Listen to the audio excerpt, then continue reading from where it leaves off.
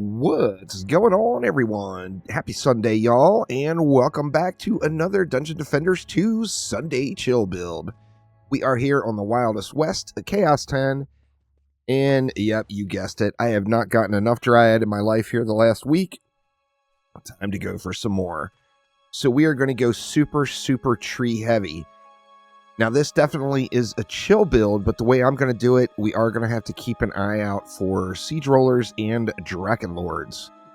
With that in mind, you can modify this build and automate it by adding in some gargoyles at the possible Siege Roller spawns. So we know a Siege Roller can spawn from that lane, a few gargoyles in front of there. A Siege Roller can spawn from this close lane, and a Siege Roller can spawn from that far lane in the very back. So setting up gargoyles on those lanes would completely automate Siege Rollers and Dragon Lords for you.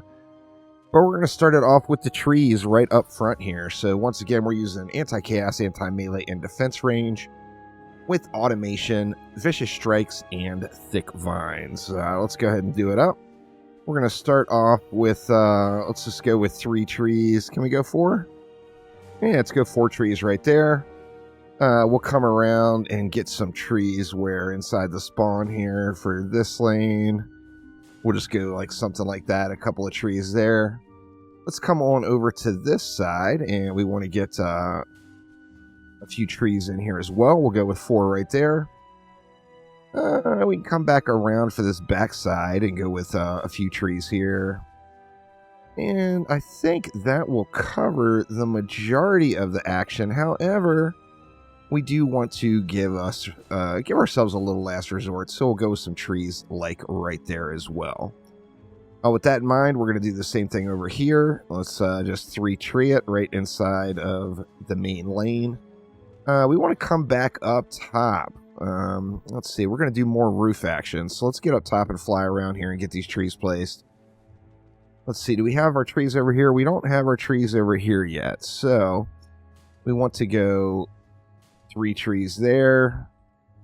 Let's get a couple of trees there. We can go with a 3rd up top. Let's get a couple right here for some last resort on that little area. We come over this side. We can go 4 trees here as well. Let's see. We can go, do we want to put trees there? Yeah, let's put a couple trees right there on that ledge. We can go with a couple up here in the spawn as well. What else do we need? Well, we got 550 DU left. I feel like we could use a few more trees somewhere. Where do we want to put them, though? We could go with maybe 3 trees on that lane. Seems pretty good. Actually, I think that might get it. We've got a whole lot of trees down. Now, we do want some reflect beams in. For our main wall area. Let's get some in there. Let's get some in back here as well. Something like that. That's going to leave, what, 400 and change left. Oh, I actually have it done up front here. So here we're going to go with a reflect beam kind of right on the edge. Something like that. And we're going to get some trees in here also. So let's go. Let's see, we can go 3 of them right there. Actually, do we want more? I think that's actually good. I think that's good. Now, we will have a little last resort in. And for the last resort, we are going to use the lovely Hornet's Nest. We got mass destruction, and fleeting nature on those. With anti-chaos, anti-melee, and defense rate. So let's see, how do we want to do it, or where do we want to do it? All these trees. Oh, actually, you know what? I never did my last resort here either. Let's go with some trees here as last resort in case anything pushes past these side lanes. And then, let's see, what do we want to do for the Venus? We want to go up top here? I think we want to go right down at the bottom, but you know what, let's just move this all back a little. We're a little bit too far forward. Why don't we go something like there? And then we'll get our reflect beam back in. And then we'll move these back as well. Won't have them quite so far up front. We'll go like right at the barrel here. And then once again, another reflect beam, something like that. Now we got no issue with the trees here in the middle. And in fact, let's get one in the middle upgraded there, one in the middle upgraded there. Now our range is overlapping, and we got plenty of bee building area here. So how many bees can we fit? It's like we can go... Actually, you know what? We can go 6 of them here. Let's go something like that, 6 bees, and that's going to give us enough for all the things. So we'll get a booster, we'll get a destructive pylon in, and we'll get in a buff beam. Now, with this setup, we are going to want to repair or upgrade all of these trees, like right away. So the first wave will be the sketchiest of all the waves. Let's go ahead and chillax it out, though, and let it run here for wave number 1. Like I said, this will be the only sketchy wave. Now, granted, it's sketchy with me sitting here AFK. So, you know, if you get out there and get a little work done, not going to be near as sketchy. So if you chillax it out, there will be, and, you know, there definitely will be a little level of sketch for sure. We see the bee range is quite nice. That chieftain that came up over on that corner got handled by the bees. And most of the other enemies are just going to get handled as well. The only thing that really should make it to the wall is, as always, you know, same old, chieftains and berserkers. So chieftains and berserkers will get to the walls. The rest of it, you can just kind of let it run. We have one little tree issue right there. In fact, I should just get that tree. Let's go ahead and get that tree upgraded. The slightest bit of sketch for the first wave. Grab a little bit more juice here. We'll get this one upgraded as well.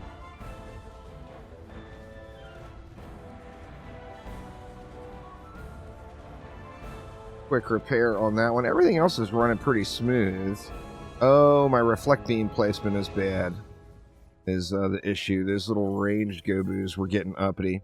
So I'm going to want to move that reflect beam back. You can easily check that by watching the little goblin bombers. If the bombs lob over and blow up right here at the base, then you've got your reflect beam too close. Move it out just a little bit. When those goblins lob their bombs, they of course should be bouncing back at the goblins that threw it. We got that last skelly push here, and these guys are just going to get mowed down. And let's just start gathering mana. So, as I mentioned, all about the trees. So we are going to upgrade the trees. Not only do you get more damage, but remember, you also get more range. And that is really the big reason why you would upgrade the trees themselves. You don't have to fly back around. You can hit most of those trees from downstairs. These might be a little issue. We'll have to jump here. Same thing with those guys. Did I not put 3 there? I guess I only put 2 there. Let's get all of our last resort trees squared away. We'll get these up front trees fixed up. And that took care of most of that lane, but we still have this lane to attend to. So we're going to have to just go one more wave. A couple more upgrades, though. All upgrades into the trees. Only thing that matters. We'll go ahead and chillax it out for another wave here. And get our last round of upgrades in. You also want to watch your flyer trees. You see that one is going yellow at the corner. That's from the flyers coming in. The flyers are going to aggro to those trees. The flyers will get burned down, so not a huge issue there. In fact, let's just go up top where we get a little more scenic view, since I'm just AFKing it out anyway. And, yeah, we see all the numbers ripping off in the spawn. The roof tree is doing good. The issue we have prior to getting upgrades in is the trees are not reaching the middle very well. So, lots of issues with the middle lane and the enemies making it down here. Chieftain still got wrapped. Oh, crap, and I forgot to move the reflect beam. So we'll have to wait for those little gobos to die on their own. Little bit of a reflect beam fail there on that one.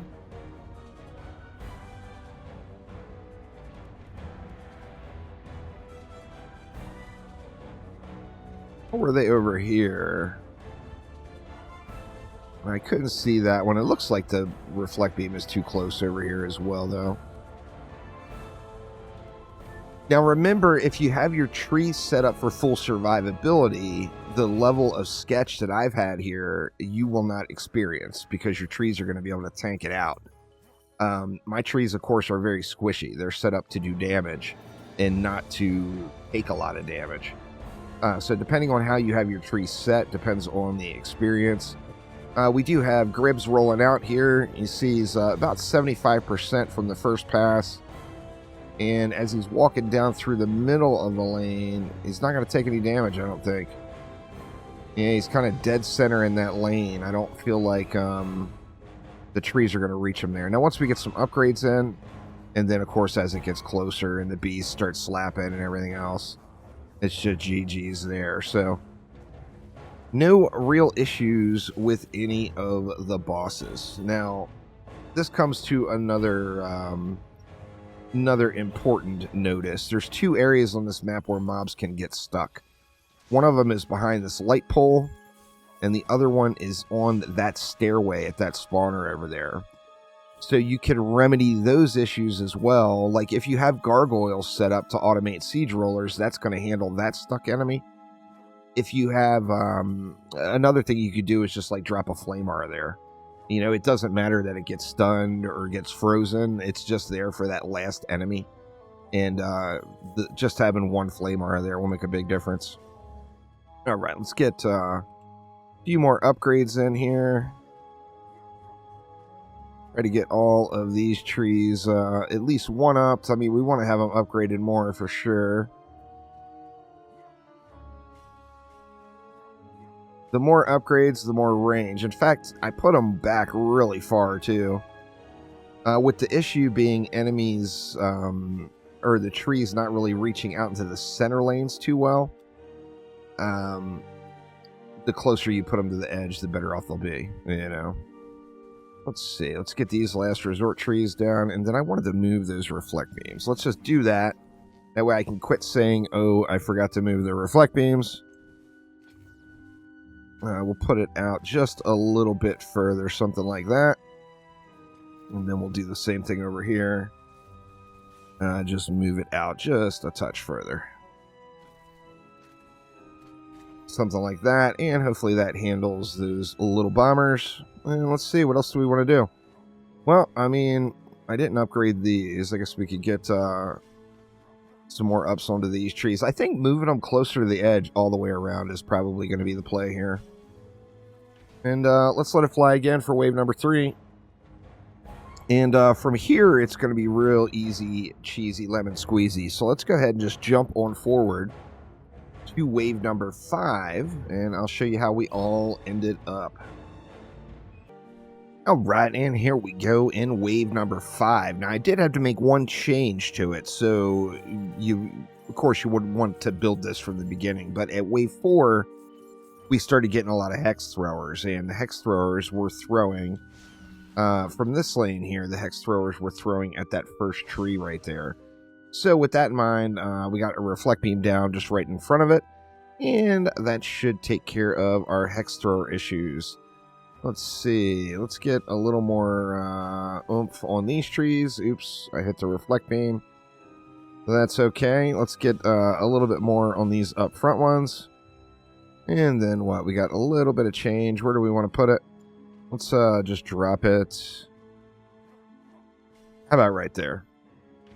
Alright, so here we go, wave 5.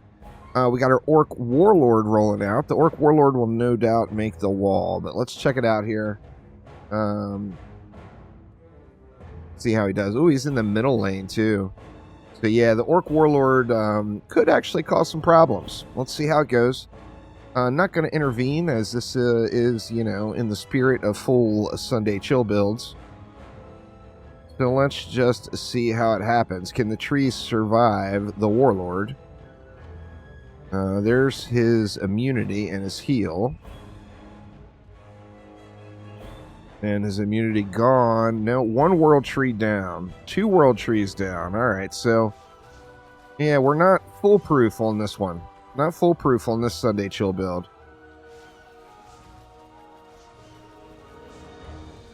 Gonna have to grab some mana here and get those trees rebuilt. Boo! It was going so well. I thought this was going to be a great one. I think with some modifications, we can get this one done pretty easily. In fact, you know, even if we just used different walls. So if we used werewolves as actual walls and then put the trees in just more for the damage aspect, I think that would completely resolve that Wave 5 Chieftain issue. But let's go ahead and get those up.